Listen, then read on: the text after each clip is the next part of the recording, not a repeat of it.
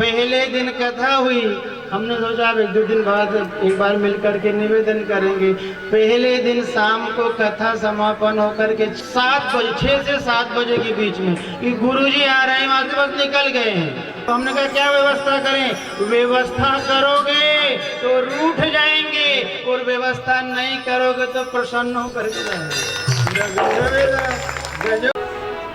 गाड़ी पेट्रोल से चले, 4 व्हीलर गाड़ी डीजल से चले। ये माइक काय से चल रहा है? बिजली से माइक चलता है। गाड़ी डीजल पेट्रोल से चलती है। भाई बहनों, हम काय से चल रहे हैं? हम जो चल रहे हैं ये काय से चल रहे हैं? ध्यान रखना, हम सब धर्म से चलते हैं। आदमी काय से चल रहा है? धर्म से। और जैसे हमारे बाप दादों ने हमारे लिए जमीन रखी, हमारे बाप दादों ने हमारे लिए बैंक में पैसा रखा, बाप दादे चले गए, जमीन हमारे पास है और उस जमीन का उपयोग करके हम जीवन यापन कर रहे हैं। इसी तरह आदमी जो चलता है ना, वह भी धर्म से चलता है। जब तक उसके पास उसके अंदर धर्म रूपी पूंजी रहती है तब तक व्यक्ति चलता है, और जिस दिन धर्म रूपी पूंजी खत्म हो जाती है उस दिन आदमी भी खत्म हो जाता है।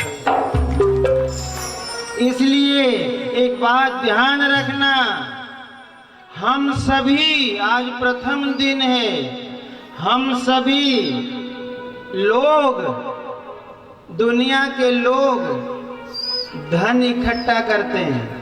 पैसा इकट्ठा क्यों करता आदमी? समय पे काम आएगा, इसलिए आदमी पैसा जोड़ता है, जोड़ करके रखता है। और जोड़ लो, और जोड़ लो। क्यों जोड़ रहा है? उन्होंने कहा साहब समय पे ये पैसा हमारे काम आएगा। भाई बहनों, पैसा आदमी जोड़ता है, समय पे काम आएगा।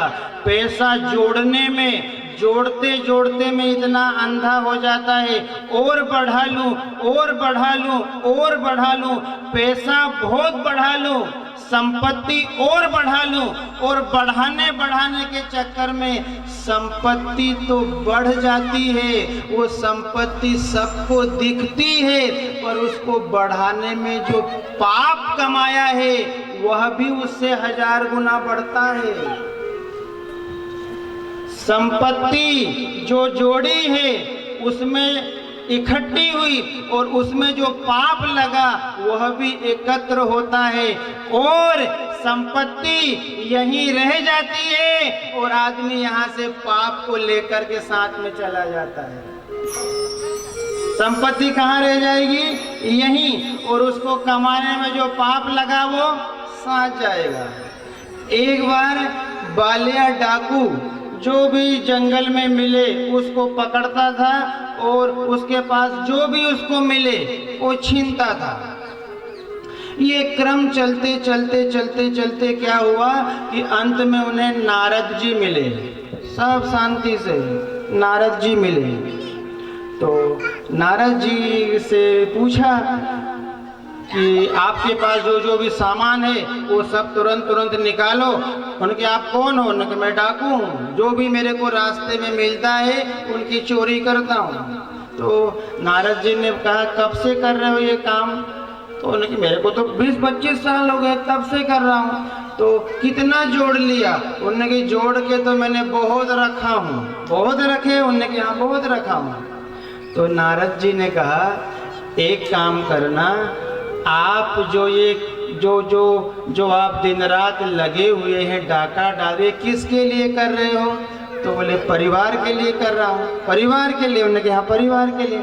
तो आप एक काम करो, पहले अपने परिवार के लोगों से जाकर के पूछना कि आप जो इतना सब जोड़ करके जो आपके द्वारा कमाया हुआ धन का जो सब उपयोग कर रहे हैं उसमें जो पाप लगता है, पाप की जो कमाई होती है उसमें कितने लोग घर के भागीदार रहेंगे।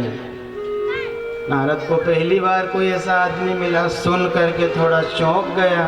तो उन्होंने कही देखो आप मेरे को आप यहाँ से भागने के लिए तो नहीं मेरे को, नहीं मेरे को भले ही आप बांध दो, पर एक बार घर जा कर के ये बात पूछ करके जरूर आना।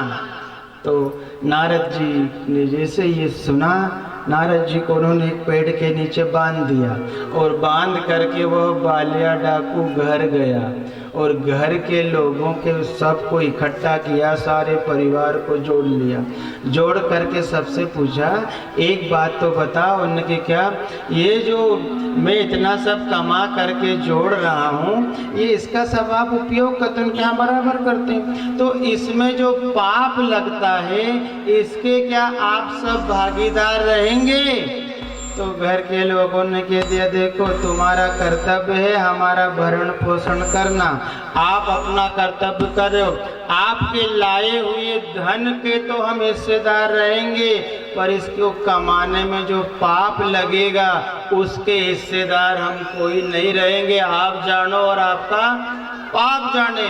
जैसे ही उसने सुना एकदम चौंक गया, इतने दिनों से ये सबका सब कर रहा हूँ और इसमें हिस्सेदार सब धन में रहेंगे, पाप में तो वो वापस गया और जाकर के नारद के चरण पकड़ लिए। नारद ने पूछा क्या हुआ,